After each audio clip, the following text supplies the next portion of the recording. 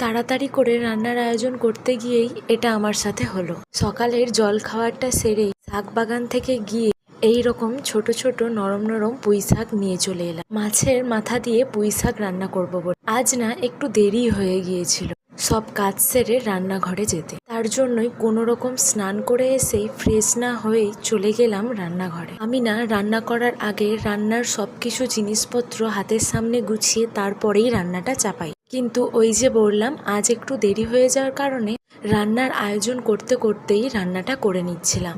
তার জন্যই ভীষণ তাড়াতাড়ির মধ্যেই কাজ করতে হচ্ছিল। মানে কোনটা করব খুঁজেই পাচ্ছিলাম না, এতটাই তাড়াতাড়ির মধ্যে ছিলাম। এক পাশে মাছ ভাজাটা চাপিয়ে দিয়ে আর এক পাশে সবজিগুলো এক এক করে কেটে নিচ্ছিলাম। আর ঠিক সেই সময় হাতটা কেটে গেল। প্রথমটা ভেবেছিলাম একটু কেটেছে, কিন্তু তারপর দেখলাম অনেকটা পরিমাণে কেটেছে। তার জন্যই শাশুড়ি মা রান্নাঘর থেকে বকে বার করে দিয়ে নিজেই আজ রান্নার হালটা ধরলো। দেখবে যখনই অনেকটাই তাড়াতাড়ির মধ্যে থাকা হয় তখনই এরকমই কিছু না কিছু একটা হয়ে আরও দেরি হয়ে যায়।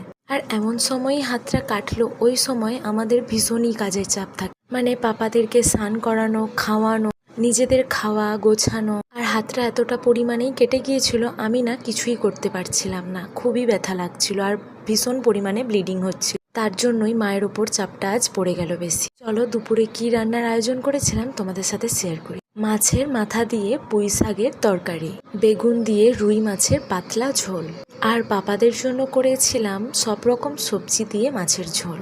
আমার আবার খাওয়া দাওয়ার পর দই খেতে একদমই ভালো লাগে না, তাই সবাইকে দিয়ে দিলাম আর আমি বিকেলে খাবো। আর এই ভিডিওটা এই পর্যন্তই, এখন আসছি, টাটা।